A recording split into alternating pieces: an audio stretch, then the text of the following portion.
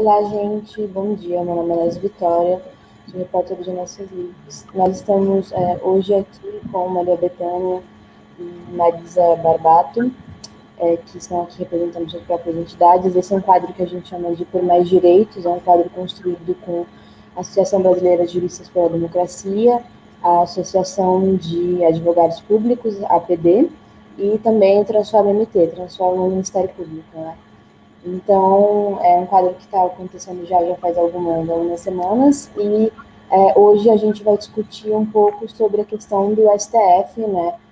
Um STF democrático, um STF laico, e a questão dessa eleição que a gente tem, né? Que a gente vai ter, não exatamente uma eleição, mas a gente chama de candidatura, mas não é uma candidatura realmente, né?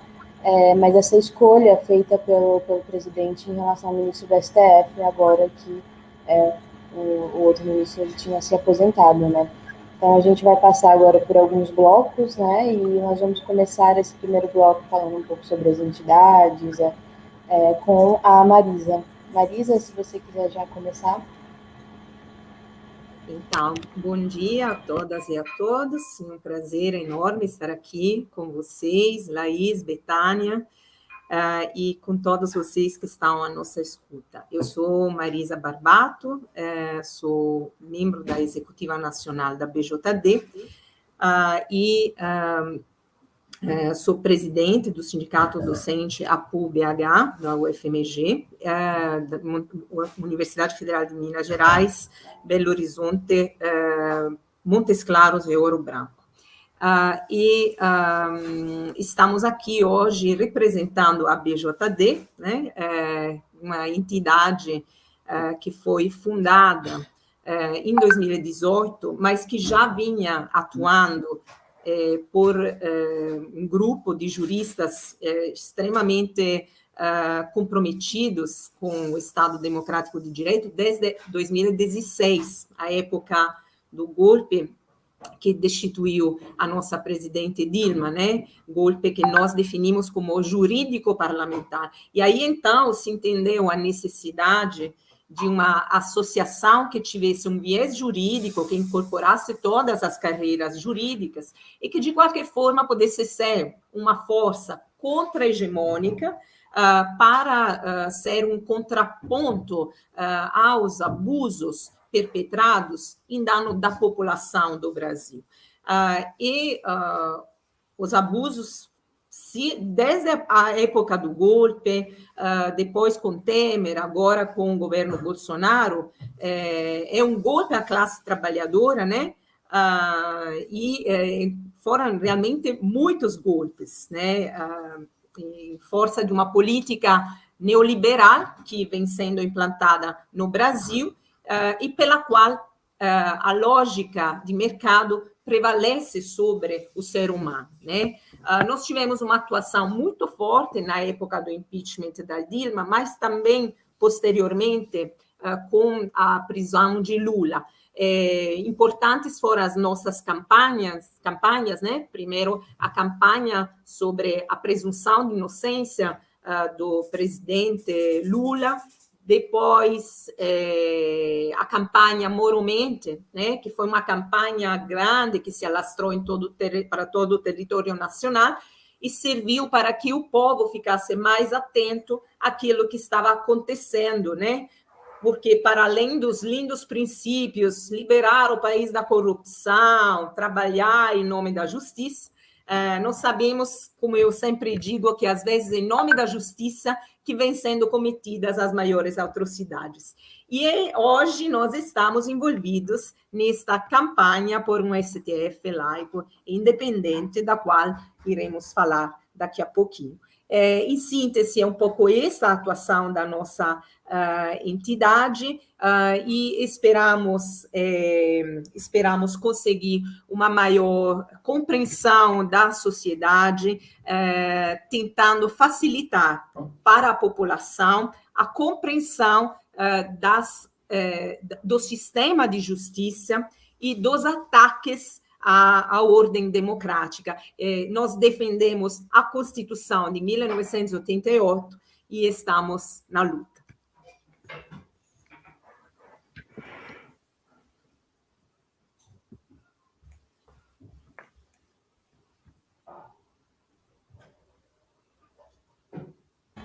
Maria?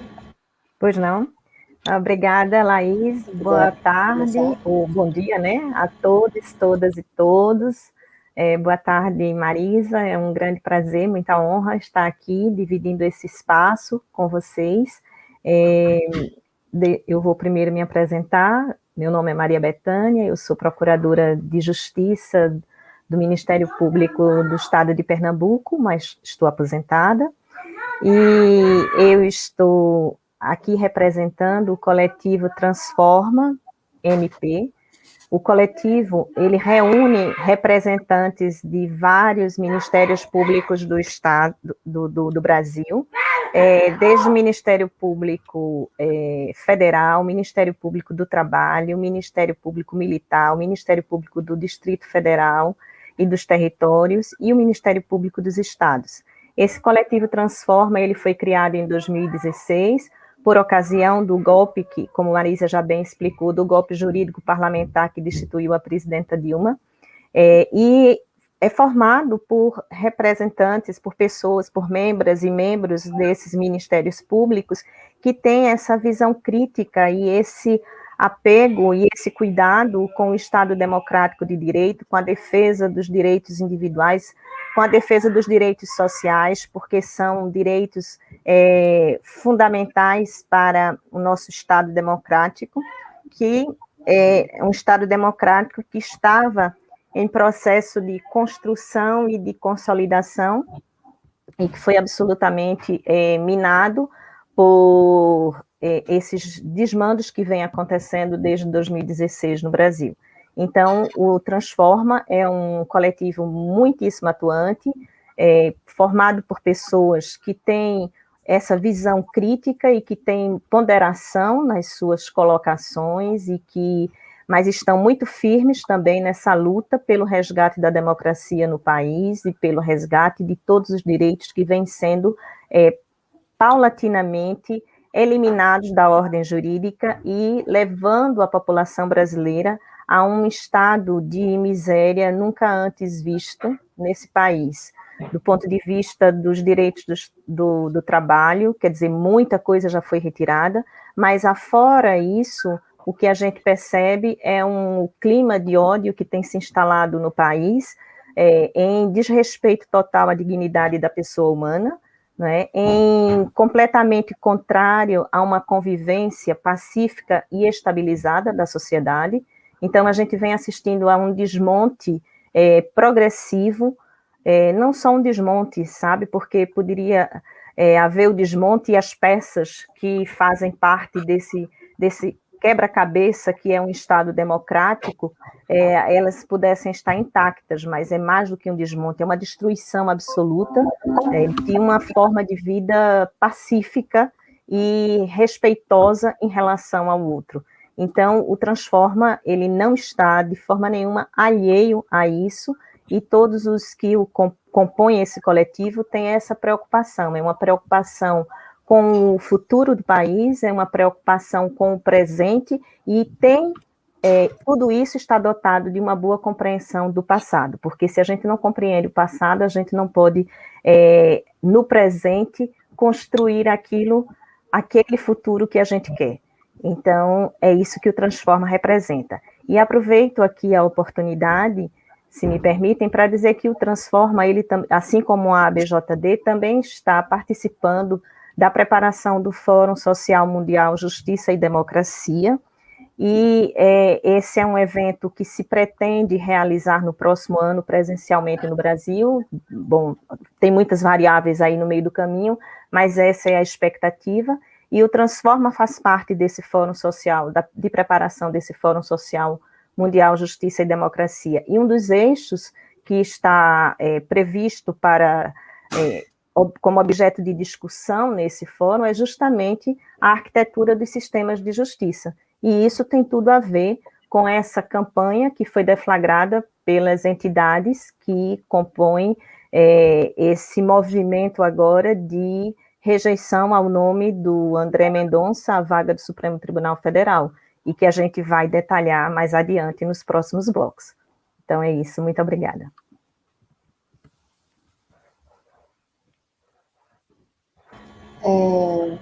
Então, Marida, se você quiser já começar falando um pouco sobre o STF, a função do STF, a importância dele, e também um pouco sobre como as eleições funcionam. São perguntas para vocês duas, né? Só focando um pouquinho. É isso. Marisa ou eu, você? Então, como você terminou, achei que talvez a Marisa pudesse A continuar, Marisa. mas se você quiser, pode começar, Maria, não tem nenhum problema.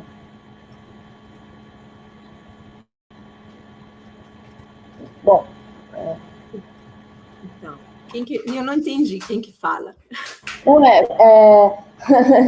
pode ir, Marisa. É porque como a Maria terminou, né? Como ela acabou de terminar, eu achei que talvez fosse melhor que você continuasse. Porque ela acabou de terminar, então fica mais equilibrada uma fala dela. Bom, então, sobre o STF, né? Bom, primeiro dizer que o STF ele é um órgão de cúpula, né, do poder judiciário e é considerado o guardião da Constituição, como define o artigo 102 da Constituição, né? E ele tem um poder muito grande porque tem entre suas atribuições a possibilidade de reformar ou de anular a atuação legislativa de um poder do Estado, né? E também de julgar ações penais contra autoridades que têm o fórum por prerrogativa de função, né? Por exemplo, o presidente da República, o vice-presidente, membros do Congresso Nacional, os ministros, etc. Né? Então, nós já vimos disso, quanto é importante o papel do STF. Ele julga conflitos que surgem na sociedade, ele interpreta as leis, né? Então, os ministros do STF, eles ocupam o grau mais alto deste poder, né? Então, nós temos 11 ministros que são os guardiãos da Constituição, cuidam do desrespeito à Constituição, e isso é algo bem complicado, né? Porque nós sabemos que a Constituição ela incorpora valores, né? E esses valores devem ser lidos pelos ministros de uma forma imparcial ao exercer esta função de julgar, né? Tanto que na escolha dos ministros do STF se requer que sejam pessoas, primeiro, com profundo conhecimento em direito, né? Que tenham um notório saber jurídico, mas também que sejam pessoas de conduta íntegra, que sejam pessoas não corruptas e não corruptíveis, né? Por quê? Porque eles estão nesse papel de defender direitos fundamentais como a vida, a igualdade, a liberdade, a saúde, a educação, o trabalho, enfim, a privacidade das pessoas, né? Todos os elementos importantes na concretização de um Estado que pretende ser democrático e que se encontra, princípios que se encontram na Constituição Cidadã do Ulisses Guimarães, né? Constituição denominada como Cidadã por Ulisses Guimarães. A composição do STF, ela é um problema importante a ser discutido na organização de um Estado democrático, né? Isso por quê? Porque os ministros do STF, eles precisam ser uma sorte de representação também da diversidade política do país. Eles precisam ter uma certa distância, né, dos outros poderes do Estado, né, do poder legislativo e do poder executivo. Aqui no Brasil, se adota um sistema que é baseado no modelo norte-americano, em que é o presidente da República, como eleito pelo povo, que indica os ministros, né? E é claro que o exercício do cargo é condicionado a uma aprovação prévia, uma sabatina do Senado Federal. Mas esta sabatina normalmente é uma mera formalidade, porque teve raríssimos casos em que um nome indicado pelo Poder Executivo não foi aprovado, né? Então, é importante entender que, como poder máximo, como julgador máximo das normas do Estado e com o poder hermenêutico que ele tem, é óbvio que os 11 ministros do STF, eles têm um dos maiores poderes deste país, né? Podendo também julgar os maiores poderes do Estado, né? Agora, tem que dizer também que no Brasil o STF ele tem vitalício, então quem é indicado para o STF ele fica até a aposentadoria, né? Em outros países não é assim. Por exemplo, eu sou italiana, na Itália os ministros mantêm o cargo por 9 anos. E se, por um lado, o fato de ser vitalício garante uma certa independência, né? Uma maior independência, por outro lado, não garante uma certa capacidade de adequação da jurisprudência, né, aos valores dinâmicos, né, da nossa sociedade. Então, existe uma série de controvérsias também, não apenas em relação ao como exemplo o ministro ou ao tempo de permanência na vaga, né?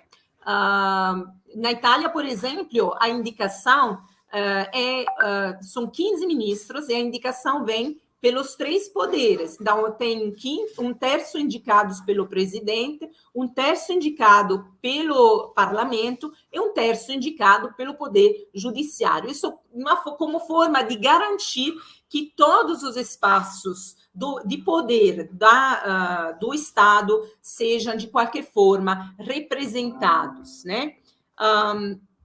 E então é isso, dizer que tendo esse grande poder de anular leis do Estado, de poder criminalizar poderes do Estado, ele representa também um órgão que é responsável pela preservação do equilíbrio institucional entre os poderes dos estados, né? E então é necessário, é fundamental que os ministros tenham um grau muito elevado de autonomia institucional, né? E a Constituição, ela é a lei maior, né? Então, ela deve ser respeitada e os ministros do STF têm essa função de compreender a essência constitucional, de introduzir no debate constitucional também as perspectivas das minorias, que frequentemente não são consideradas na nossa democracia representativa, que decide por maioria. Então, acho que é um pouco isso. Nós temos um papel relevante do STF que deve ser levado em conta na escolha de mais um membro desta corte, que apenas tem 11 membros.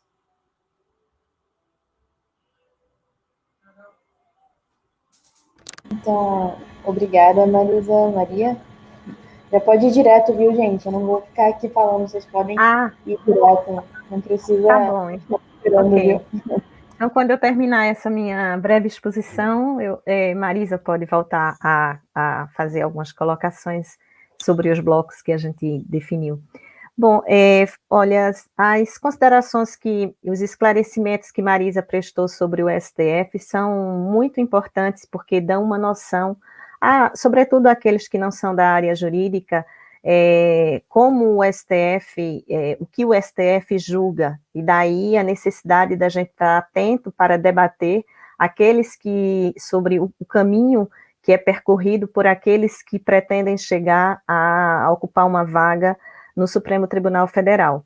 E eu gostaria de, talvez a título de ilustração, digamos assim, para se entender mais do ponto de vista histórico, o que o STF representa na história desse país, de voltar um pouquinho aos primórdios mesmo da República, porque a gente teve uma república que foi um divisor d'águas na história do Brasil, embora ela tenha sido uma república proclamada com certos percalços, porque foi uma república praticamente vinda de um golpe militar, mas ao longo do tempo, desde 1888, há um esforço enorme daqueles que compõem a sociedade brasileira e as instituições que foram criadas desde então para tornar a sociedade brasileira mais democrática.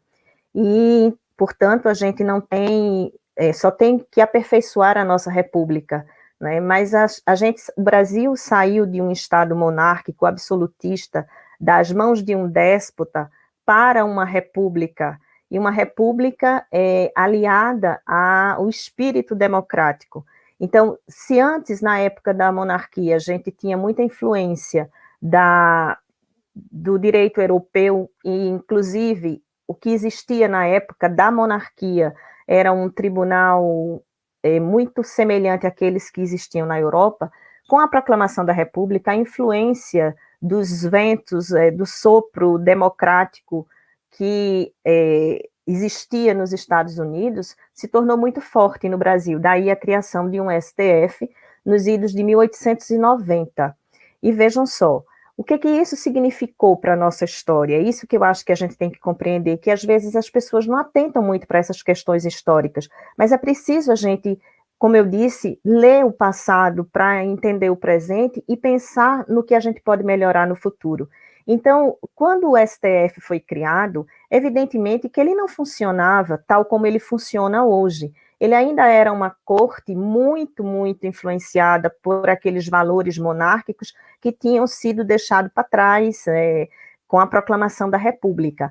O fato é que a existência dessa corte, com esse papel constitucional como é o STF, que julga tudo com base no texto da Constituição, representou aquilo que na teoria política a gente chama da teoria de freios e contrapesos. O STF existe para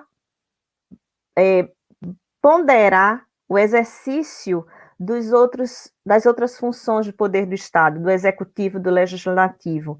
Então, o executivo e o legislativo e o judiciário, representado pela sua instância máxima, que é o STF, teoricamente, eles deveriam ter uma relação harmônica e independente. Na prática, não é sempre assim que a gente vê. Nem sempre essa relação é harmônica e nem sempre essa relação é independente. Mas esse é o horizonte a ser perseguido. Essa é a conquista de um Estado democrático de direito. É fazer com que essas funções do poder do Estado, elas funcionem de forma harmônica e independente. E o que é que acontece? O STF, vejam, a importância disso é tanta que até do ponto de vista arquitetônico, do ponto de vista da construção das sedes dessas funções de poder, a gente tem no Brasil, na capital do Brasil, a gente tem a Praça dos Três Poderes, e está de um lado o Palácio do Planalto, que é a sede do Executivo, do outro o Supremo Tribunal Federal e o Congresso Nacional. E se vocês perceberem, a arquitetura tanto do palácio quanto do Supremo Tribunal Federal, elas são muito semelhantes, a estética é muito semelhante com aquelas colunas. Mas qual foi o sentido disso aí? No que tange ao prédio do STF, do ponto de vista arquitetônico, dá-se a ideia de um poder que está ali um pouco para flutuar, mas no sentido de dar um balanço a essa relação política entre executivo e legislativo. Então, a gente não pode perder de vista essa importância. O STF tem 130 anos de existência. Existem falhas? Existem, como existe na vida dos indivíduos. Quer dizer, a história é um acúmulo de glórias e de derrotas, um acúmulo de erros e acertos. Assim é a história da humanidade, assim é a história dos países, das sociedades, e assim é a história das pessoas. Então, se a gente quer vivenciar a história, a gente tem que vivenciá-la com um espírito para melhorar aquilo que nos incomoda, e não para retroceder. Então, essa discussão agora que se abre a partir da deflagração dessa campanha de anticandidatura de Soraya para o STF, ela tem um papel de resgatar um espírito democrático na sociedade brasileira e para mostrar que o STF é, sim, o guardião dessa ordem democrática também, né? Não é o único, mas ele tem um papel fundamental e determinante. E se a gente não tiver o cuidado com esse guardião da Constituição e que tem o encargo, tem a competência de tornar concreta aqueles direitos que estão contidos no texto da Constituição, a gente se perde. A gente se perde como sociedade, a gente se perde como democracia, e mais, a gente abandona os horizontes dos nossos direitos. Então, é assim que a gente tem que ver o STF. Não é fazer a crítica. Eu fico assim, quando eu vejo essa história, né, penso nessa perspectiva histórica, eu fico me perguntando o que faziam essas pessoas, ou o que fazem essas pessoas que em algumas manifestações no Brasil, ao cabo de alguns poucos anos recentes, esse ano mesmo, levantam faixas, fechar o STF. Gente, o que é que isso significa? Isso é um ato de ignorância, no mínimo, para dizer o mínimo, é um ato de ignorância. Quer dizer, não se conhece a história do país, não se sabe qual é o papel das instituições, não se entende a noção de democracia, não se persegue a cidadania como algo necessário para a boa convivência, para a convivência pacífica e estabilizar a sociedade em patamares de uma convivência suportável. O que se faz quando se levanta uma faixa ou uma placa, fechamento do STF, é um ato que vai retornar àqueles que querem o fechamento. Porque se a gente não tiver uma instância máxima para dirimir os conflitos sociais que envolvem os nossos direitos fundamentais e os nossos direitos básicos, a gente vai ficar na mão de uma ou duas pessoas ou de uma classe absolutamente despótica. Então, o STF ele é tão necessário para uma democracia quanto é o poder legislativo e quanto é o poder executivo.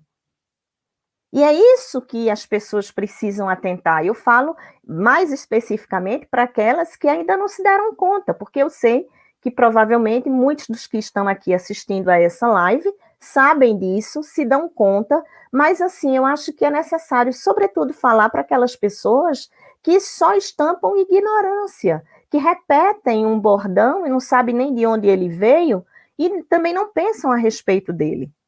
Então, vejam só, o STF, ele existe desde 1891, ele foi instituído, começou a funcionar em 1891, em fevereiro de 1891. Nessa época, ele tinha 15 ministros. Depois, com a outra Constituição, com a Constituição de 1934, que foi a terceira Constituição brasileira, mas a segunda Constituição republicana, falou-se numa composição do STF de 11, podendo se elevar até 16 ministros. Depois, a Constituição de 46 repete isso também, prevê 11, mas podendo elevar até 16 ministros, se eu não estiver enganada.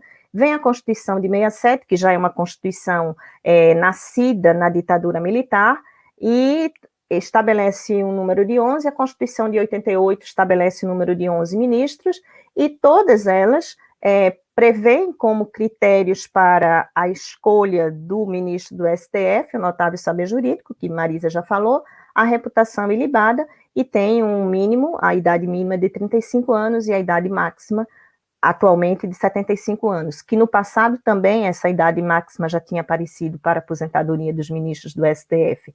E o fato, a gente não pode esquecer uma outra coisa muito importante para que as pessoas se deem conta de quão delicada está a situação política no Brasil e tão crítica, e quão crítica ela é com esses ataques que vêm ocorrendo em relação ao STF, que por ocasião da destituição da presidenta Dilma, o presidente da Câmara era Eduardo Cunha, e ele propôs a emenda de aumento de idade de aposentadoria para os ministros do STF para 75 anos, com um único objetivo: evitar que a presidenta Dilma pudesse indicar algum nome para compor as vagas no Supremo Tribunal Federal em decorrência da aposentadoria daqueles ministros que iam se aposentar. E, mais recentemente, a deputada, que é uma apoiadora do atual governo, Bia Kicis, ela queria fazer uma outra emenda para reduzir a idade de aposentadoria dos ministros do STF com o único objetivo de quê? De permitir que o atual presidente pudesse nomear mais gente. Só que as próximas aposentadorias do STF ocorrerão em 2023, eu acho que a primeira é de Ricardo Lewandowski, depois de Rosa Weber, se eu não estiver enganada, posso ter cometido engano, porque minha memória às vezes falha, mas enfim, são 2 ministros que deverão se aposentar em 2023. E pensar em fazer uma emenda com o objetivo de evitar que, com o objetivo de fazer com que o atual presidente possa nomear mais gente para o STF, quer dizer, já é contar com um absurdo, ou seja, de que o atual presidente vai ser reeleito, né? Quer dizer, o que é isso? Isso é instrumentalizar o STF, isso é brincar de democracia, isso não tem nada a ver com valores republicanos.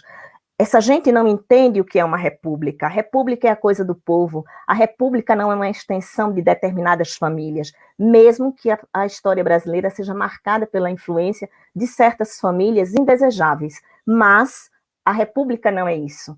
E isso tem a ver com formação de cidadania. É isso que a gente tem que atentar. Porque isso não é uma preferência individual. Isso é uma construção histórica necessária para se ter um mínimo de estabilidade numa sociedade e se permitir uma convivência respeitosa. É o mínimo que a gente pode fazer em termos de padrão civilizatório. Porque o que se está vendo, o que se está fazendo atualmente é um retrocesso que talvez a gente chegue na Idade da Pedra, aos homens das cavernas. Porque e a gente vai poder falar no próximo bloco sobre essa indicação é um retrocesso de pelo menos 100 anos. Eu estou falando, eu já disse que o STF tem 130 anos, mas a instrumentalização que se quer fazer agora com essa indicação é fazer com que o STF volte a ser aquilo que existia no Brasil Império. Então, muita coisa que tem se proposto nesse país é um retrocesso a essa época. O Brasil vai retroceder 100 anos e a sua população vai aceitar isso pacificamente? Ninguém vai se mover? Quer dizer, é disso que nós falamos, é o nosso futuro que está em jogo, sabe? É o nosso futuro, e esse futuro a gente não constrói se a gente não estiver atento ao que se passa nesse presente, se a gente não for capaz de debater com um mínimo de seriedade e de responsabilidade o que se passa neste momento no país. Então, assim, fica aqui a minha um pouco de indignação, mas também um pouco de alerta para que se tenha mais cuidado com o que são os valores da República, com o que é uma vida republicana. Não estou dizendo que a nossa República é uma maravilha, mas eu posso afirmar que se todos nós nos esforçarmos, ela pode ser melhor do que ela é, sem dúvida alguma. O que ela não pode ser é abandonada. O que ela não pode ser é destruída. Ela tem que ser preservada e melhorada. Então, eu fico por aqui em relação a essa visão histórica do STF. Bom, e sobre a indicação do Mendonça, né? Bom, primeiro queria dizer isso, que quando nós falamos de direito, o direito, ele tem uma função política na nossa sociedade, que é uma sociedade de classe, né? Eu fui membro suplente, na verdade, da banca do Dr. Grijalbo, né? E ele escreveu um livro que é Justiça Política do Capital, né? Onde ele diz que o judiciário é um dos poderes políticos da institucionalidade da democracia burguesa, né? As atribuições desta institucionalidade, de qualquer forma, elas são revestidas de opções políticas, né? Então, o judiciário, como qualquer institucionalidade, ele não está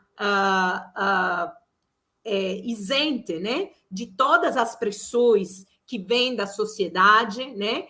E ele afirma que todas as decisões, ele tem um conteúdo de natureza política. Eu também entendo que tudo que a gente faz é político, mesmo quando achamos que estamos sendo neutrais, porque a neutralidade, na verdade, não existe. Mas existe algo que se chama autonomia e independência, que é fundamental para um membro do STF, né? Por quê? Porque o direito pode ser manipulado hermeneuticamente para conseguir determinados objetivos. E nós temos visto isso claramente, né, na história recente do Brasil, com a perseguição ao ex-presidente Lula, né? Nós estamos vivendo uma fase muito complicada da história deste país, que é feita de muitas incertezas, de instabilidades, de crise de legitimidade dos próprios órgãos que deveria garantir o Estado democrático de direito, e que, muito pelo contrário, contribuíram para a consolidação de uma ruptura constitucional, né?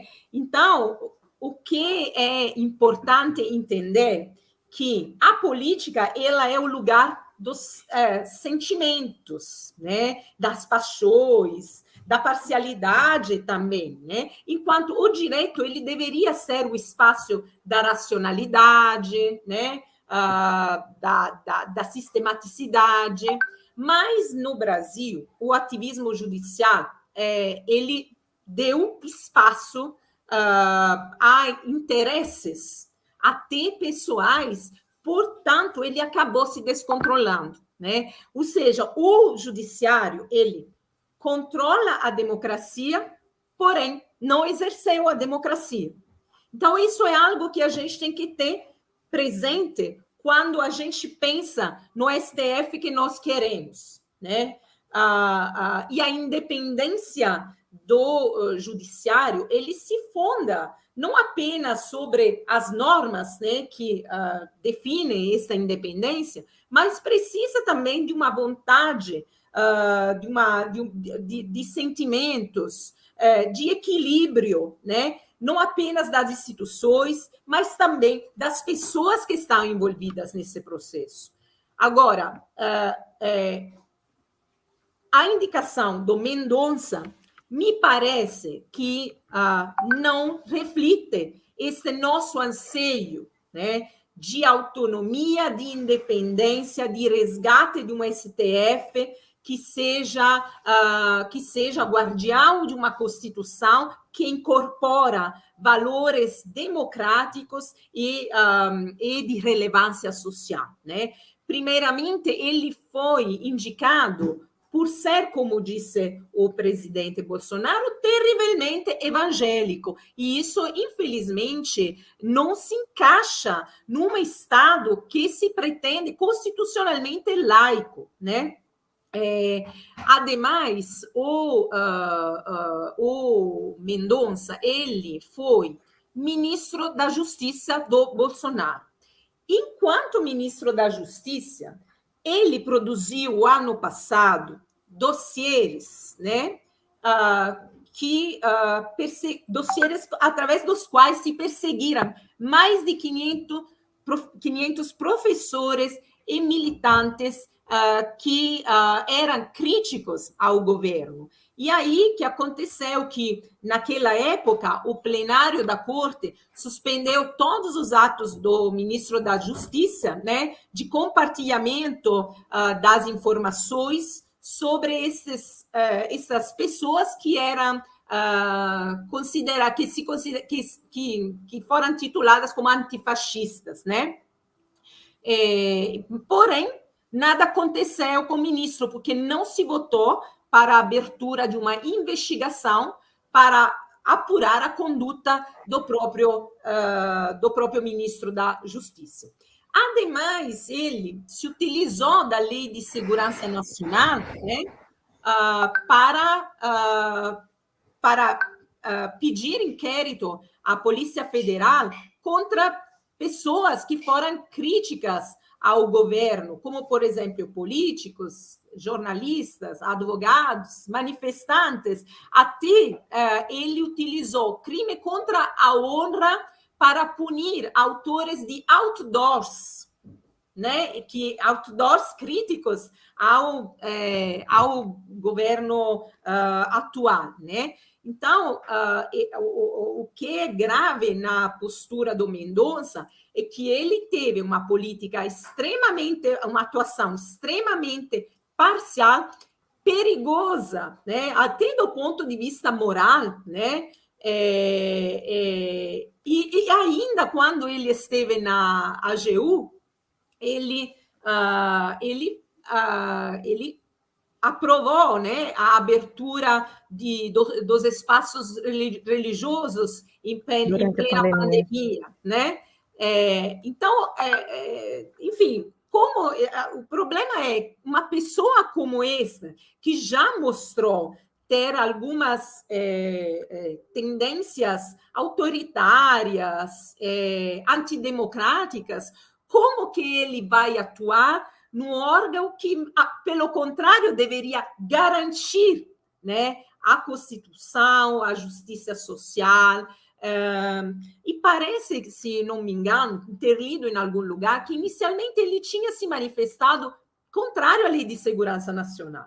Porém, no cargo, ele atuou aplicando a Lei de Segurança Nacional. Então, também uma pessoa fácil, né, pelo menos pelo que eu li, né, parece uma pessoa fácil a se deixar levar por outros interesses. Então, é por tudo isso que nós entendemos que o nome indicado atualmente para o Supremo Tribunal Federal, que é a maior corte deste país, não é um nome idôneo para este cargo, para este papel, para esta função que deve ser desempenhada por pessoas que tenham características, requisitos e que sejam, inclusive, reconhecidos ampliamente pela sociedade. Então, por isso, nós dizemos Mendonça não. Eu queria fazer umas perguntas antes da gente passar para o próximo bloco, inclusive falando um pouquinho dos comentários aqui, né? Como a gente está falando aqui... A Betânia ainda não falou sobre Mendonça, né? Não, sim, é que... mas você, Maria, você tinha falado para ela falar direto, você ainda quer falar alguma coisa? Sim, muito rapidamente, Laís, se você me permite. Além de tudo isso que Marisa já expôs acerca dessa indicação de André Mendonça, vejam, eu falei muito da história aqui no primeiro bloco, e falei também da teoria dos freios e contrapesos, né, do STF como um poder que contribui para que haja essa harmonia entre as outras duas funções do poder do Estado, executivo e legislativo. E é importante salientar que, historicamente, o presidente da República, porque nós nos espelhamos no modelo norte-americano, e a gente tem que ter todo cuidado quando a gente se espelha em algum modelo, porque há alguma coisa que nos serve e há outras que não nos servem. Né? Às vezes o modelo ele funciona muito bem no local onde ele foi originado, mas não funciona tão bem no local onde ele é aplicado por espelhamento.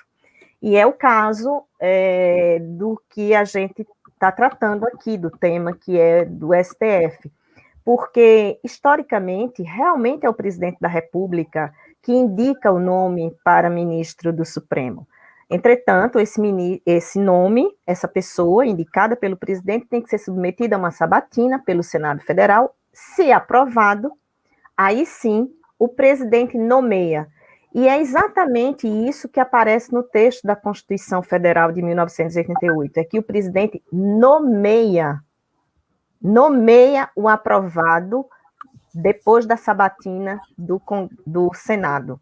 Portanto, o fato do presidente indicar, isso é uma questão histórica no Brasil, dá-se ao presidente da República essa prerrogativa. Ninguém está falando em retirar essa prerrogativa do presidente, mas está se dizendo que esta não é a única forma para que alguém seja sabatinado pelo Senado Federal. É historicamente, mas não que o texto da Constituição diga isso com todas as letras. O texto fala em nomeação. Então, acho que isso é muito importante, porque é algo que valida essa campanha, legitima ainda mais essa campanha. E na história do Brasil, a gente só teve um nome que não chegou a ser propriamente rejeitado pelo Senado, que foi o nome de um médico, imagino, pode ser que ele tivesse notável saber jurídico, eu não sei, mas o notável saber jurídico sempre foi exigido. Mas foi o Cândido Barata, que era um médico que foi indicado para ser ministro do Supremo, depois essa indicação foi retirada. Então, vejam que na história do Brasil, o Senado, ele tem simplesmente homologado as indicações, e não pode ser assim. A gente está no momento de aperfeiçoar a nossa democracia. Então, é importante que o Senado cumpra o seu papel constitucional de fato, sabatinar, fazer as perguntas que são importantes para extrair das perguntas que são feitas aquele perfil que, de fato, convém para ser ministro do STF.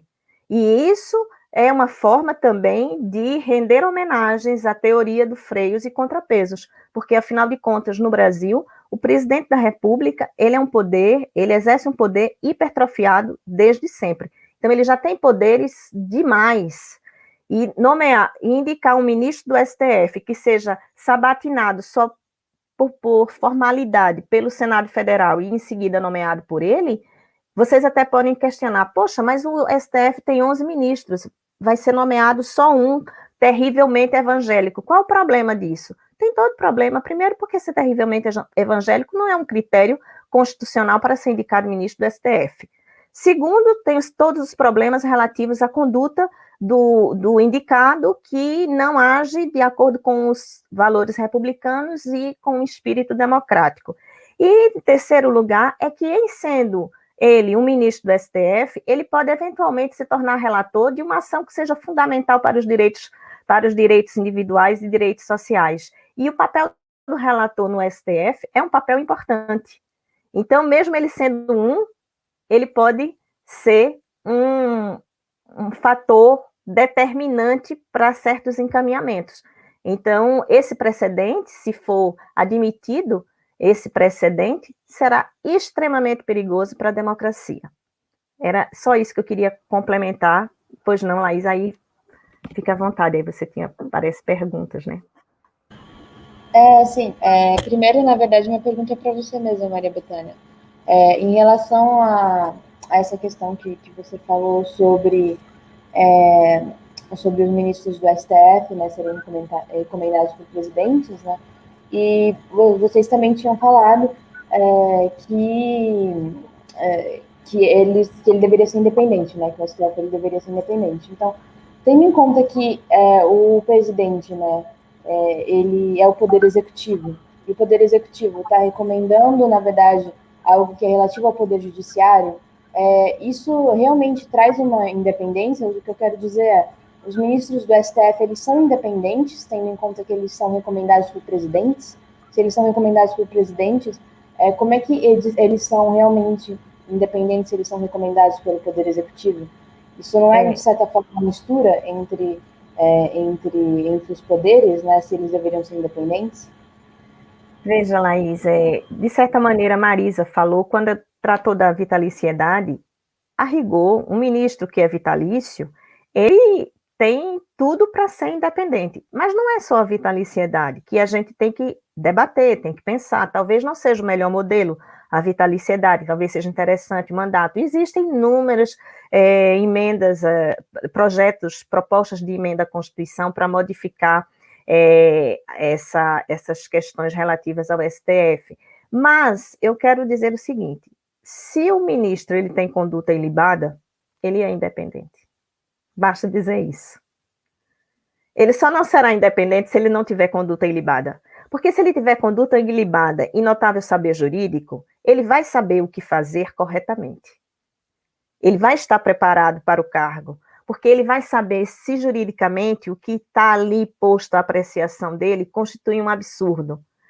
Fazer um dossiê para perseguir jornalistas num país democrático, que a imprensa é livre, né, mesmo que possa ser partidária em algumas delas, em uma parcela, mas, enfim, fazer um dossiê contra jornalistas é uma conduta juridicamente admissível e moralmente é uma conduta ilibada? Está num cargo que representa, que tem que representar os interesses do Estado, mas usar esse cargo para defender os interesses do presidente da República revela independência? É conduta ilibada? Então, tudo bem, eu posso entender que a maioria das pessoas diga, mas se foi nomeado pelo presidente, vai fazer o que o presidente quer. Não. Se tiver conduta ilibada e notável saber jurídico, vai agir de acordo com aquilo que foi aprendido na faculdade de Direito e na vida. Porque injustiças são gritantes. Se o ministro ele tem notável saber jurídico e reputação ilibada, ele vai reconhecer uma situação de grande injustiça e ele vai saber corrigir essa injustiça, independentemente de quem a tenha cometido. É isso que se exige de um ministro do Supremo Tribunal Federal. Não, como Marisa bem falou, neutralidade não existe. É verdade, neutralidade não existe. Ninguém, como eu costumava dizer quando eu me ensinava aos meus alunos, ninguém é sabão para ser neutro, né? Ninguém é detergente para ser neutro. Então, neutralidade não existe.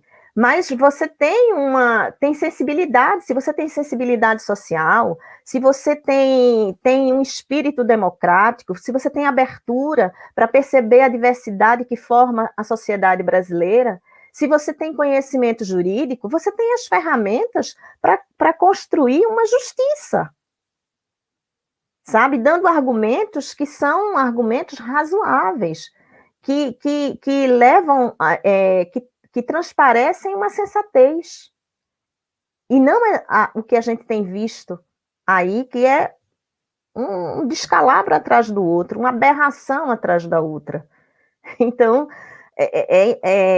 quando um presidente abre a boca para dizer que vai nomear um ministro terrivelmente evangélico, ele já tinha que ser rejeitado a partir daí. Quer dizer, muito antes ele já poderia ter sido rejeitado, o presidente, nem só o indicado, o presidente. Mas se ele já tinha dado muitos motivos para ser rejeitado pelo povo brasileiro. Mas ao dizer isso, quer dizer, nem ele, nem o indicado dele merecem cumprir esse papel para a ocupação numa vaga do Supremo Tribunal Federal. Maria, quando você tinha falado em respeito à história, né, do STF, eu fiquei me perguntando em relação a algo que a Marisa falou, né, em relação ao cargo ser vitalício. Então, a minha questão aqui tendo em conta que o cargo ele é vitalício, ele é recomendado por apenas e essa questão vai para a Marisa, ele é recomendado por apenas um dos poderes, né? A STF é recomendado apenas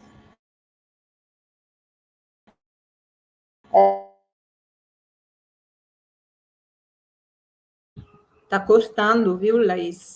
Travou, pelo Laís, Poder congelou. Executivo. Como que... Laís, travou. Oi, congelou em que parte? Bom, enfim, a minha questão como que o STF ele pode ser visto, ele pode realmente ser algo democrático, se ele me parece, na verdade, como uma estrutura mais monárquica. Ele é indicado por apenas um poder e é um cargo vitalício, ou seja, eu não consigo entender como que dentro de uma democracia como a que a gente tem hoje, que um cargo possa ser vitalício, como que isso é sinal de democracia, sabe? Então, Marisa, se você quiser responder, já que a Maria respondeu a última. Então, olha, o negócio é o seguinte: o fato que a pessoa seja indicada por um presidente, a princípio, como a Betânia já disse, isso não significa, se a pessoa reflete o que a Constituição fala, que a pessoa tem uma conduta ilibada, tem uma moralidade, tem princípios, tem valores, isso não deveria ser um problema, né? Mas é claro que a gente pensa na possibilidade dessa pessoa se não ter autonomia a respeito àquele poder.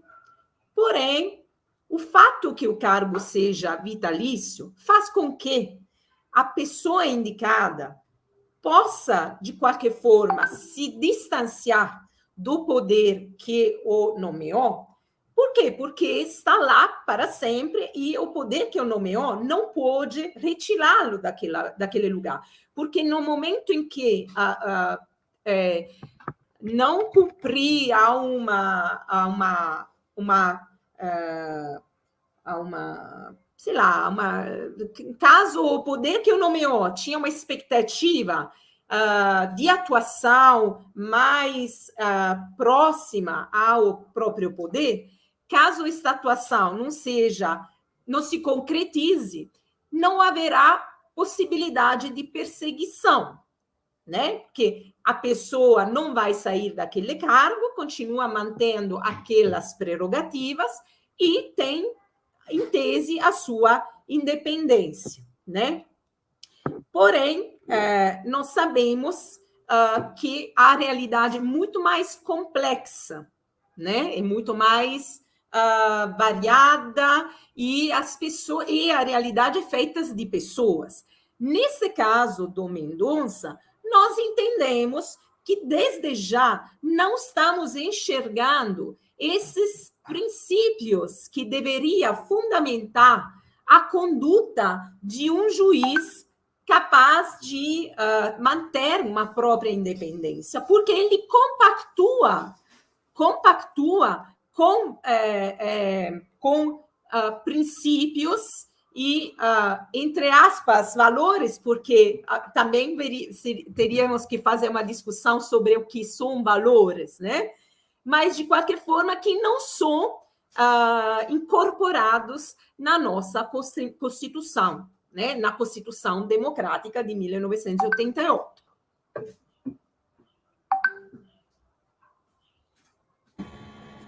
Maria, você quer acrescentar alguma coisa em relação à fala da Marisa? Não, a fala da Marisa foi perfeita, pertinente. Só lembrar que a gente está nessa campanha para assegurar a laicidade do Estado, porque a Constituição de 88, ela prevê que o Estado é laico, e não é de 88 que o Estado brasileiro se declara um Estado laico. Isso ocorreu desde que a República foi proclamada, mesmo que nos primeiros anos da República, como eu já disse, que foi uma república com muitos percalços, né? Proclamada de uma forma meio inusitada, estranha para ser uma república, porque foi pela força militar.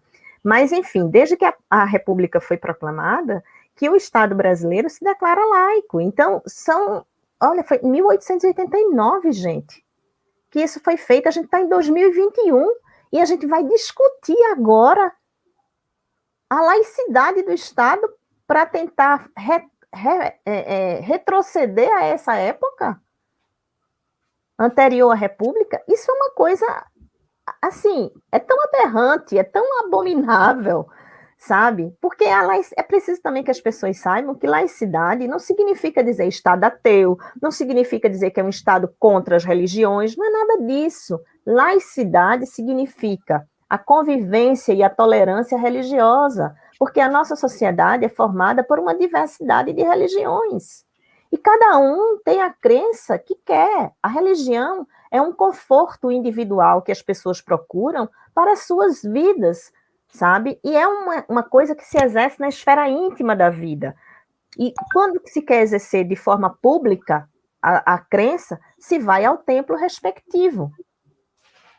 Mas não no espaço de vida judicial, não no espaço de vida política. Não é isso. Religião e Estado são coisas distintas. Estado cuida do cidadão. Religião cuida do conforto individual de quem tem fé, de quem tem as suas crenças. E não se pode impedir que as pessoas tenham crenças. E não se pode exigir que as pessoas adotem uma religião diversa daquelas que elas querem adotar. O que não pode é a religião servir como um critério de escolha para uma pessoa que vai lidar com problemas que podem envolver todas as religiões. Isso não pode ser um critério de escolha. Não é que a pessoa não possa ter a sua religião, mas é que ela tem que estar ciente de que a sua religião é o conforto individual dela.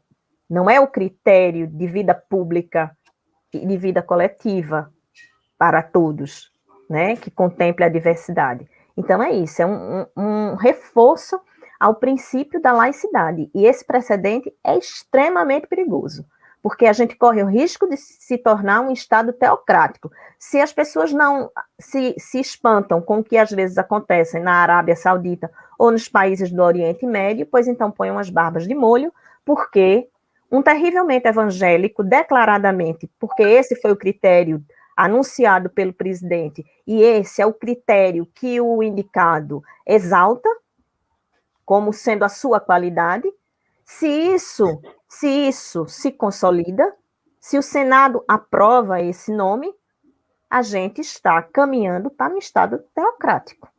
E aí, um Estado teocrático não é um Estado de Deus, é o Estado de uma religião. Qual vai ser? Eu não sei, mas é o Estado de uma religião só.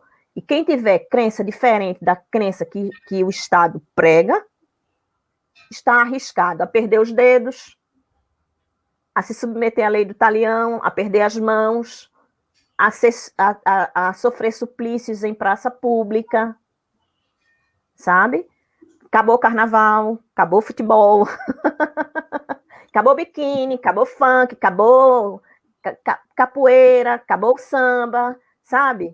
É tudo isso, porque quando você tem preceitos religiosos que são fundamentalistas, porque a religião não proíbe nada disso, mas se os preceitos religiosos são fundamentalistas porque eles dão uma única leitura do mundo, é isso que a gente pode viver. E aí eu quero saber, a população brasileira está disposta a pagar o preço? E laicidade não significa ausência de religião. Aliás, pelo contrário, significa englobar dentro do abraçar todas as religiões que compõem, que fazem parte da história deste país. Da história, da cultura do país e tudo.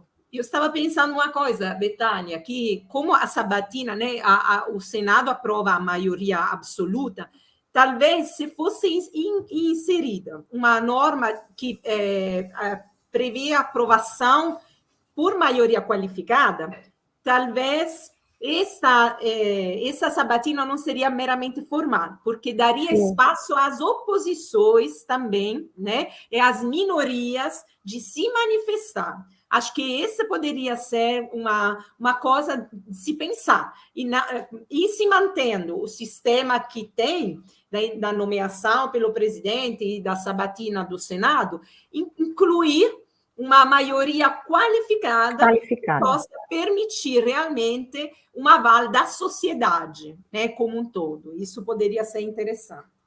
Perfeito, também acho. E sobre a Soraya? Então, gente, mas antes de passar, eu só queria fazer uma pergunta que estava no chat, que eu acho que é relevante aqui, e aí depois a gente passa para a Soraya rapidinho. A Kátia Lopes Ribeiro, ela perguntou aqui se tem como impedirmos a nomeação do Mendonça. Ela perguntou aqui no chat se tem como impedirmos a nomeação do Mendonça. Nós estamos fazendo o possível, né? Na verdade, esta campanha serve justamente a abrir os olhos da sociedade sobre a personalidade que está sendo indicada atualmente para este lugar e a importância de se defender os princípios e os valores constitucionais que ele não encarna, né? Então, é isso, esta campanha vem da necessidade, da compreensão que nós temos como entidades jurídicas, mas também, também com o aval, o apoio de outras entidades da sociedade civil, da necessidade de aumentar a compreensão da população sobre a importância do papel exercido por um ministro do STF que tenha realmente, verdadeiramente, os requisitos que a Constituição expressa e quanto o Mendonça seja o anti-requisitos nesse momento, né? Não é exatamente aquilo, o oposto daquilo que a Constituição pretende ser o ministro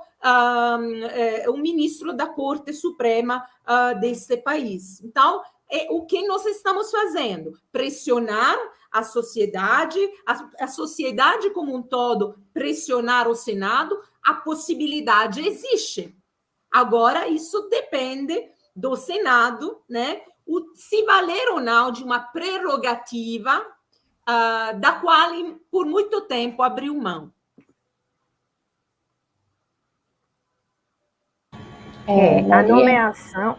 A nomeação, ela se dá uma vez que o nome seja aprovado pelo Senado. E aí, essa campanha já está agindo para que o nome não seja aprovado pelo Senado. Né? Então, o Senado, na realidade, é a Casa Legislativa que está com o papel e o dever histórico e constitucional de rejeitar esse nome. Se o Senado brasileiro ele quer fazer história, pois ele tem uma excelente oportunidade, porque na história do país o Senado nunca rejeitou. Seria muito interessante se o Senado agora, antenado com o movimento, com os reclamos da sociedade, diante do que se está vendo no Brasil, né, dos 50 milhões de pessoas passando fome, do genocídio pelo descaso no tratamento, na gestão da pandemia, pelos discursos de ódio que estão gerando perseguições em todos os setores, todos contra todos. Então, se o Senado ele quer fazer história no Brasil, começa agora. Já está fazendo um pouco com a CPI, mas complete agora esse trabalho, rejeitando esse nome.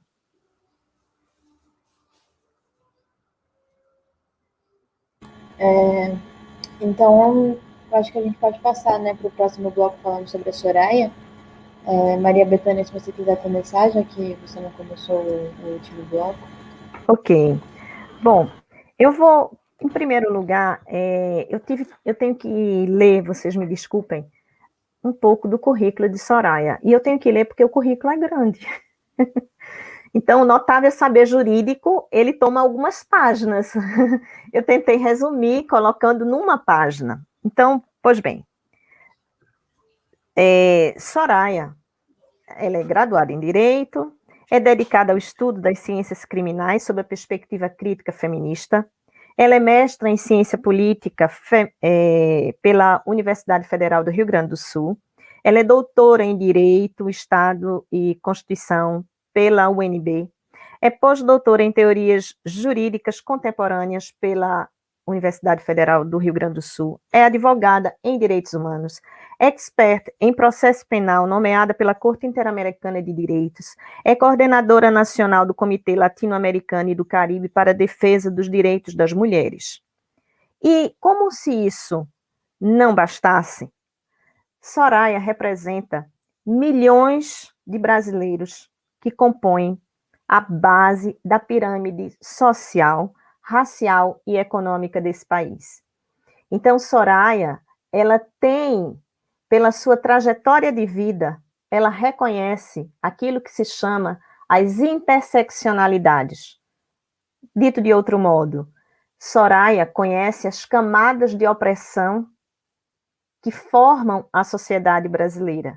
Então, ela tem um notável saber jurídico pela carreira acadêmica que ela traçou, pelos títulos acadêmicos que ela conseguiu, pela atuação profissional dela, mas isso só, talvez, é chegado o momento de dizer que não basta. É um notável saber jurídico, mas é uma conduta ilibada e mais.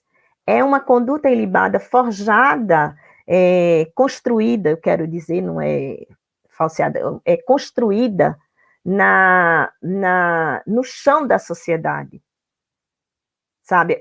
É uma conduta, uma pessoa que tem um espírito construído nessa diversidade que é a sociedade brasileira e que, como ela própria disse numa carta que ela redigiu para a deflagração da campanha, ela é foi uma deslumbrada pela Assembleia Nacional Constituinte. Quer dizer, é uma pessoa que compreendeu a história do país, é uma pessoa sensível às necessidades de uma boa parcela da população brasileira, se não a maioria. Porque o que está acontecendo hoje no Brasil, esse processo de destruição, ele não é um processo de destruição levado a efeito pela maioria da população. Ele é um processo de destruição levado por uma minoria privilegiada, por uma minoria enriquecida, nem sempre de forma tão correta, né? Nem sempre de uma forma lícita. O Brasil não é extensão de uma família, repito. O Brasil não é projeção, não pode ser projeção do interesse de uma única família. O Brasil são 51 milhões de pessoas passando fome. São não sei quantos milhões em insegurança alimentar. São não sei quantos mil todo dia mortos. Então, o Brasil é isso tudo, num momento crítico. E Soraya é a pessoa que tem sensibilidade para isso, porque ela é filha de um operário, ela é sobrinha neta de um ferroviário, ela é uma mulher, ela é negra. Mas ela ser negra não é o determinante, é uma variável que revela a sensibilidade que ela tem na formação do povo brasileiro, que tem uma maioria negra. As mulheres, e por ser mulher, acho que 50 e tanto % da população brasileira é formado por mulheres. 80% da população brasileira é de gente pobre. Então, Soraya, ela tem essa origem, e essa é uma origem que difere da origem daqueles que normalmente chegam ao Supremo Tribunal Federal. Não quero dizer com isso que essa origem dos que hoje compõem o Supremo Tribunal Federal, uma origem, em geral, privilegiada, os faça completamente desconectados da realidade. Não. Em muitos momentos eles acertam, em outros momentos, na minha opinião, eles se equivocam, mas eu acho que é importante que uma Corte Constitucional possa abrigar uma pessoa que é parte desse coletivo, e como ela própria disse, ela não faz uma campanha para si mesma, ela é parte de um coletivo, ela é parte de um todo. E é isso que dá legitimidade à anticandidatura de Soraya Mendes. E é uma anticandidatura porque ela não se lançou candidata, não foi ela que decidiu. Foram os movimentos, as entidades, as 7 entidades que estão colaborando e que deflagraram essa campanha, e também estudantes, acadêmicos, enfim, vários setores da sociedade que conhecem Soraya, sabem da atuação dela.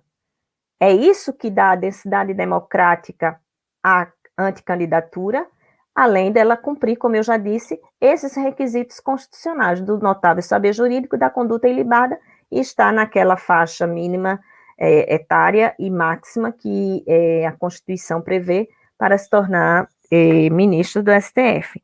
Então, basicamente era isso assim que eu tinha a dizer, e que é importante que a sociedade fique atenta, que consulte os links das entidades que estão na campanha, como o Transforma, como a ABJD, eu acho que Marisa pode lembrar das outras, porque eu não lembro de todas as siglas, os defensores públicos, porque nos sites dessas entidades se pode encontrar um link para uma assinatura que alavanca essa campanha e que serve também de pressão para que os senadores possam fazer a sabatina ao indicado pelo presidente, de maneira a ver qual é a densidade democrática que ele tem, comparado com a densidade democrática de Soraya.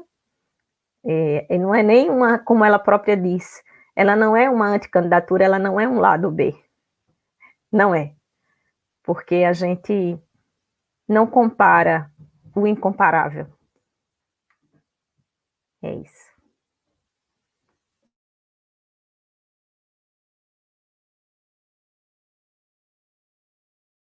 Concluí, viu?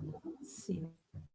Eu vou acrescentar alguma coisa, sim. Na verdade, Betânia já disse praticamente tudo, né? Que da Soraya, leu o currículo, colocou algumas questões importantíssimas que foram avaliadas por todos os movimentos, né? Que estão suportando esta anticandidatura.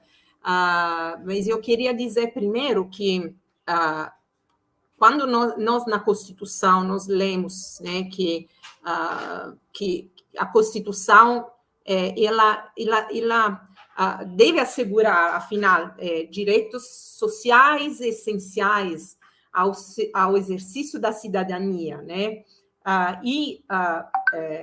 Como sempre o Ulisses Guimarães disse, precisa estabelecer mecanismos para garantir o cumprimento de tais direitos, né? Nós temos que entender que essa Constituição não é uma obra acabada, né? O próprio Bobbio, na Itália, dizia isso, né? E a legitimidade do projeto constitucional, ele vai depender das crenças, do empenho e do compromisso de todas as instituições da sociedade, inclusive o STF, né? Então, por óbvio, né? Nós temos que entender a relevância de ter nesse lugar pessoas que tenham esse compromisso com os valores democráticos que estão incorporados na nossa Constituição, né? E o próprio Bobbio dizia, o caminho da democracia não é um caminho fácil, e por isso precisa ser continuamente vigilantes, né? E também não se resignar ao pior. Então, nós estamos aqui como sociedade civil, vigilando, né? E nós não nos resignando, né? Nós queremos que a Constituição seja respeitada. E isso porque o próprio Calamandrei, que é um outro grande jurista italiano, ele dizia que dentro da Constituição tem toda a nossa história, todo o nosso passado, todas as nossas dores, todas as tragédias, as nossas glórias, tudo está dentro dos artigos da Constituição. Então, atrás dessa Constituição, temos que enxergar todas as lutas que teve para essa Constituição, né? As pessoas que se sacrificaram para que a liberdade, a justiça pudessem encontrar lugares nessa Constituição. E por isso é necessário defendê-la. E para defender essa Constituição, o guardião da Constituição tem que ter um compromisso com todos esses valores, né? Então, nós estamos, obviamente, hoje preocupados com o rumo desse país. Esse país está tomando um rumo profundamente antidemocrático, o retrocesso está aqui e ainda tem possibilidade de aprofundamento desse retrocesso. O STF tem um papel fundamental em tudo isso. E por que, então, a candidatura da Soraya? Por tudo o que a Betânia disse. A Soraya, ela representa a complexidade do povo brasileiro, a pluralidade do povo brasileiro. A candidatura da Soraya, a anticandidatura da Soraya, não é uma candidatura que veio por narcisismo pessoal. É uma anticandidatura procurada pela sociedade que enxerga nela os valores que gostaria que fossem representados dentro do STF. Ela é uma mulher que vem de uma realidade complexa, é uma mulher negra, filha de operários, como a Betânia disse, que vive dentro do seu espaço familiar também a pluralidade religiosa, porque isso também foi conversado, né? Então, é uma pessoa de horizontes muito amplos, é uma pessoa que reflete os anseios da sociedade. Por isso, nós entendemos que ela, como pessoa, nos representa, mas como jurista, ela coloca todo mundo no lugar.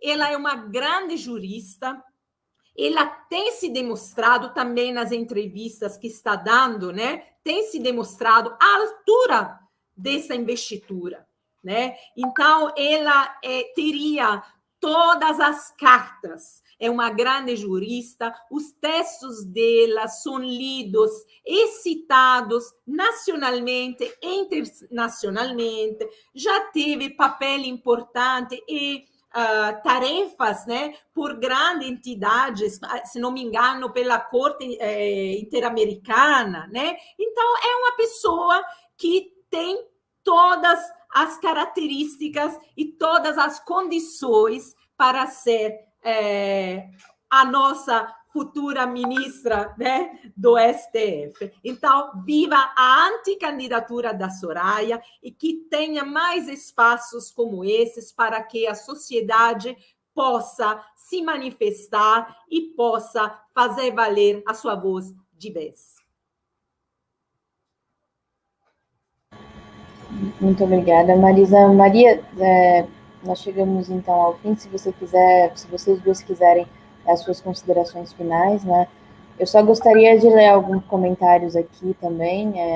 Tem algumas questões aqui, mas eu não acho que a gente tenha tempo para responder, né?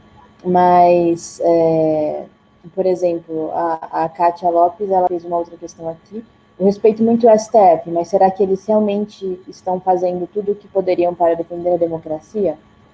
Aí tem aqui o... Peraí, rapidinho, eu vou achar aqui. Tem aqui o... Cadê o Walter? Peraí. Erivaldo, né? José Erivaldo, ele tinha perguntado aqui se teria como abrir um processo, se o próprio STF poderia entrar com um processo contra esse fascista, ele disse. O judiciário tem que botar moral de vez e abrir um processo contra este fascista. Aí, essas são duas perguntas, né? Eu diria que essa é uma pergunta também, porque, sinceramente, eu não sei se o STF tem prerrogativa para abrir um processo contra ele.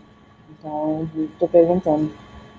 Esse foi um comentário que ele fez, né? E então eu não entendi muito bem se o STF ele tem uma prerrogativa para abrir um processo contra um ex-ministro, como seria o caso do Mendonça. Né? Então, são essas duas questões. E em relação aos comentários aqui, eu achei interessante o comentário do Said Ahmad, que disse que o Senado não pode se curvar aos fundamentalistas evangélicos sionistas. O Estado é laico e a composição do STF deve ser pelos critérios constitucionais e não por cota religiosa.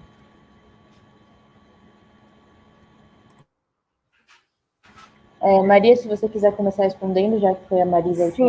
Sim, no que tange ao STF abrir um processo, veja, pelo sistema brasileiro, o STF é um poder que é provocado, não é ele que determina, né? Há uma provocação para isso. Então, é preciso que a sociedade esteja, como Marisa já falou, uma democracia é assim. A sociedade é que tem que estar vigilante para tomar as medidas, né? E o judiciário, porque se o judiciário ele próprio abre o processo, ele próprio julga, isso compromete a lisura do julgamento. Então, a gente falou que não existe neutralidade, mas isso não significa dizer que o Poder Judiciário, isso significa dizer que o Judiciário ele tem que ter o cuidado para tentar ter uma margem de imparcialidade. Então, ele não pode, eu vou abrir um processo contra fulano e depois eu vou julgar. Não é assim que acontece. E falando, inclusive, no processo, uma coisa importante a ser dita é que o STF julga o presidente nos crimes comuns. Então, quando o presidente anuncia num discurso, vou indicar um ministro terrivelmente evangélico, e depois ele indica um ministro que é terrivelmente evangélico, que é inclusive pastor, isso significa o quê? Tirem as suas conclusões. Eu nem preciso dizer, né?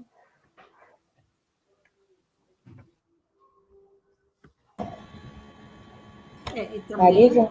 também, assim, como eu disse antes, né, que quando a Corte, né, suspendeu os atos do Ministério da Justiça, não se votou para a abertura de uma investigação, né, na época. Então, eu não vejo nenhum tipo de possibilidade nesse momento de uma intervenção de qualquer tipo, nesse que é provocada do STF em relação à nomeação do Mendonça. Eu acho que agora está na mão do Senado. É o Senado que tem essa responsabilidade, né? Então, é isso, o Senado tem que entender que está, nesse momento, que está com uma responsabilidade enorme perante todo o país, porque o Mendonça também é muito novo, se não me engano, né? Então, ele terá muitos anos pela frente, muitos anos pela frente. Então, lembrando que também o Procurador-Geral da República, que é um indicado pelo presidente, é o procurador que teria que abrir alguma investigação, né? Então, está o procurador e o André Mendonça, eles correm em raias, já que a gente está no tempo das Olimpíadas, eles correm em raias paralelas, objetivando a chegada por um juiz que só enxerga eles dois nessas raias. Um juiz, entre aspas, viu?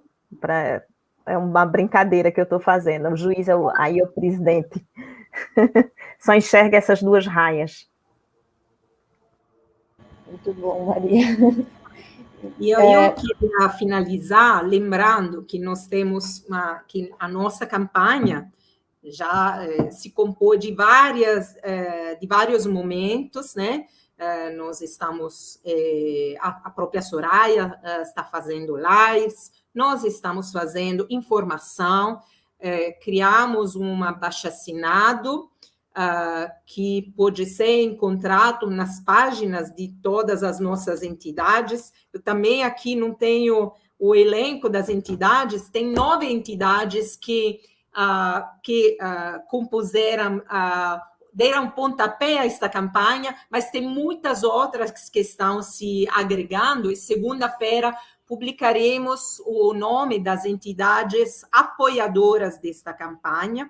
Atualmente tem a BJD, a JD, o MPT Transforma, os policiais antifascistas, se não me engano, a IPEATRA, que é o Instituto de Pesquisa da área trabalhista de magistrados e procuradores, e não lembro, agora não estão vindo as outras, não sei se Betânia conseguiu... Defensores públicos, eu acho, Marisa.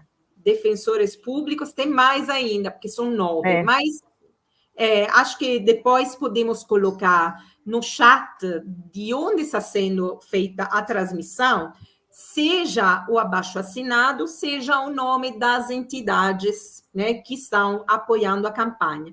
E nós precisamos de muito apoio, então precisamos que todos que agora estão à nossa escuta e que entenderam a importância de apoiar esta anticandidatura, que assine e que esteja de mão dada junto conosco.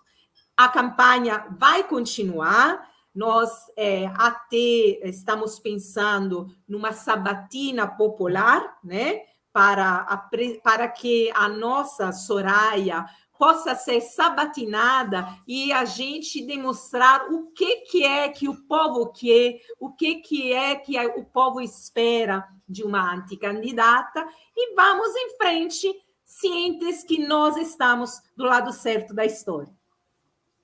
Mendonça não, Soraya Mendonça sim. Não, Soraya sim. Isso. Bom, gente, então é isso. Vamos encerrando aqui. Muito obrigada a todas as entidades participantes. Obrigada, Maria Betânia. Obrigada, Marisa Barbaro. Bom, e é isso em relação ao link, como foi pedido e requisitado aqui no chat. Depois a gente vai disponibilizar, e eu acredito que depois a gente possa disponibilizar no site também um texto explicando um pouco mais sobre a campanha. Então é isso, gente. Muito obrigada. Eu vou encerrando. Se vocês quiserem falar mais alguma coisa, Maria Betânia, Marisa Barbato, se vocês quiserem... Não, só falar da minha esperança com essa campanha. É uma coisa, sabe, como eu disse a própria Soraya no outro dia, é um respiro para a democracia brasileira. Absolutamente necessário, fundamental, relevante, sabe? Assim, para gente que é da área jurídica, e mesmo que não seja da área jurídica, mas basta um mínimo de sensibilidade social, um mínimo de espírito democrático para se saber da importância disso, e que esse precedente não pode ser aberto, de forma nenhuma, de forma nenhuma. É uma necessidade de sobrevivência, não é só a sobrevivência da nossa vida, é a sobrevivência de vida do país e a sobrevivência da democracia como o melhor que o homem até hoje inventou para convivência pacífica, né? Se não for isso, vai ser uma tragédia. Importante pelo avanço emancipatório deste país. Exatamente. Viva Soraya. Viva Soraya. Soraya, sim. Obrigada, Marisa. Obrigada, Laís. Obrigada, Betânia. Obrigada, Laís. Obrigada a todos aqui que acompanharam a live também.